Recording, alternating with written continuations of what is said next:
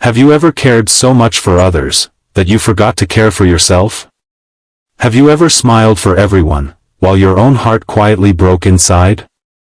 Do you know what it feels like to give, until there's nothing left? Many kind souls carry this silent pain. They believe love means self-sacrifice. But sometimes, it means losing yourself. If you've ever been the person who always says yes, even when it hurts, this story is for you. Because one day, you will learn that the love you give others must begin with the love you give yourself. Once upon a time, in a quiet town by the river lived a young woman named Maya. She was 26, and she worked in a small bakery. Every morning, she woke before sunrise to bake bread for her village. Maya was known for her kindness. If someone needed help, she was always there. She carried water for her neighbors, cared for her sick mother, and gave free bread to hungry children. But inside, Maya was tired. Her hands ached. Her eyes burned from long nights without rest. Still, when someone asked, "Maya, can you help me?" she smiled softly and said, "Of course." While others rested, Maya kept working. While others followed their dreams, Maya stayed behind to make sure everyone else was okay. Her friends often told her, "You're an angel, Maya." But when she lay in bed at night, staring at the cracked ceiling, she whispered to herself, "If I'm an angel, why do I feel so empty?" The town loved her. But no one saw her pain. And little by little, Maya began to disappear inside her own kindness. One cold morning, Maya's world changed. The bakery owner told her, "Maya, we must let you go. The business is slow." She bowed her head and said softly, "I understand." That evening, she walked home under the gray sky, clutching her small bag of clothes. On the way, she saw her neighbor, Mrs. Ada, struggling with a broken cart. Without thinking, Maya ran to help. As she pushed the heavy cart uphill, her arms trembled. When they finally reached the top, she smiled, but her legs gave way. She fainted. When Maya woke, she was lying in her small room. An old man sat beside her, Uncle Toby, her late father's friend. He was known in the town as a quiet, wise man who often spoke in riddles. "You push too much, my child," he said, handing her a cup of warm tea. Maya forced a weak smile. "I just like to help." Uncle Toby nodded. "That's good. But tell me, if a lamp gives light to everyone, and never refills its oil, what happens to the lamp?" Maya frowned. "It burns out." He smiled gently. "Yes. And what use is a burned-out lamp to anyone?" Maya looked down. His words felt heavy, like truth wrapped in pain. Uncle Toby reached into his pocket and took out 2 seeds. "One is the seed of self-love," he said. "The other, of self-forgetfulness. Both grow inside you. The one you water will rule your life." He placed the seeds in her palm. "They look the same," she whispered. "They are," he said. "Until you choose which one to feed." For days, Maya stared at the seeds on her table. She didn't understand. "How can I love myself without being selfish?" she thought. So she kept doing what she always did, giving everything away. But soon, her health worsened. She caught a fever, and no one came to check on her. The same people she had helped were too busy. Alone in her small room, she realized, not one of them had noticed her pain.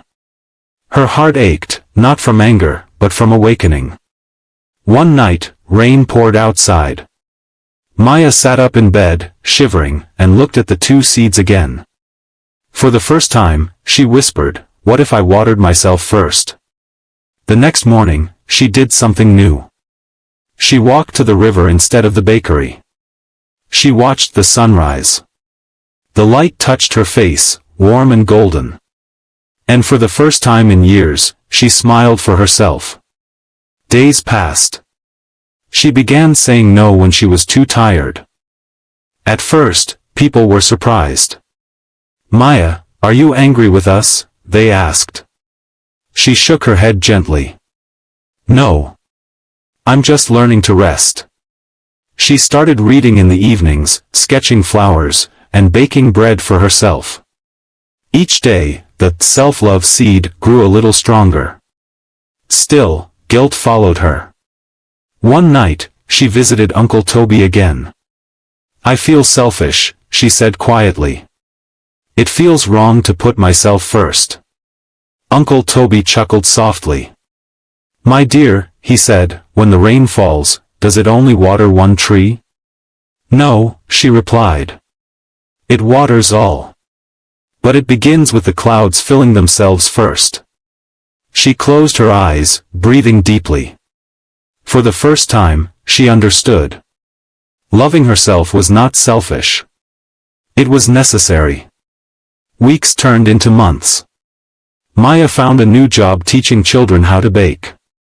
She worked fewer hours, but with more joy. She sang while kneading the dough, and the children laughed. Her heart began to heal. She still helped others, but now, from fullness, not emptiness. And people noticed. "You seem different, Maya," one woman said. "You shine brighter." She smiled. "Because I finally learned to refill my own lamp." A year passed. The town bakery reopened, and Maya was offered the manager's role. She accepted, but only after ensuring time for rest and family. Every morning, she lit a small candle before work. Beside it sat two tiny pots, one empty, one with a growing green plant. The plant came from one of the seeds Uncle Toby gave her. Visitors often asked, "What plant is this?" She would smile and say, "It's called self-love. It keeps everything else alive." Her life became an example. The same people who once took her for granted now respected her boundaries. When someone tried to take advantage, she simply said, "Not today." She still cared. She still gave. But she gave from strength, not exhaustion. Sometimes she visited Uncle Toby, sitting by the fire.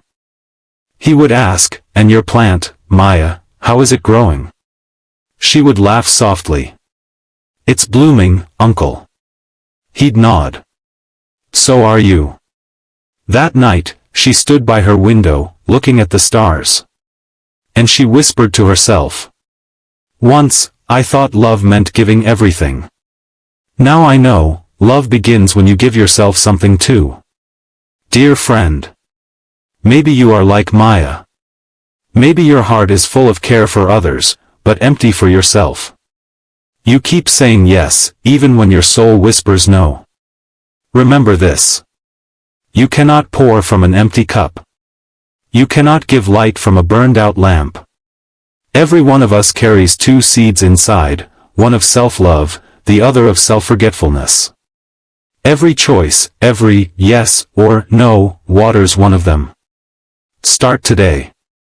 Take one small moment for yourself, breathe, rest, listen. You deserve your own kindness. Because the longer you wait to refill your spirit, the dimmer your light becomes. And the world still needs your light, but it needs it bright. So, water your soul. Feed your own heart. That's where true love begins. If this story touched your heart, if you saw a little bit of yourself in Maya's journey, please like this video, share it with someone who gives too much. And subscribe to StorySpeak English, where stories teach you English and life. We'll be here twice a week, sharing new tales to inspire your heart and strengthen your spirit. Thank you for listening, dear friend. Until next time, take care of your light. See you in the next story.